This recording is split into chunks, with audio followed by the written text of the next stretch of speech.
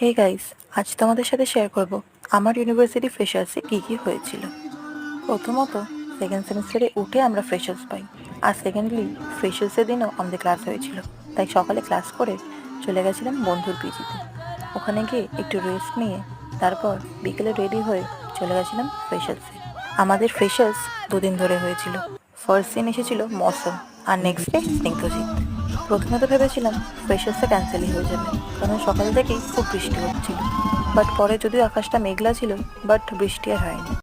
প্রথম পারফরমেন্স শুরু হয় ফাইন আর্টসের স্টুডেন্টসদের দিয়ে, আর তারপর আসে মৌসুম, and he just kill the show. আমরা ওই দিন প্রচুর মজা করেছিলাম, আর নিচে লিটারেলি পা ব্যথা হয়ে গেছিল। এটা আমার লাইফের বেস্ট ফ্রেশার্স ছিল। প্রোগ্রাম প্রায় শেষ হয় রাত 11টা। তারপর বাকিরা বাড়ি চলে আসে, আর আমি থেকে যাই আমার ফ্রেন্ডের পিজিতে।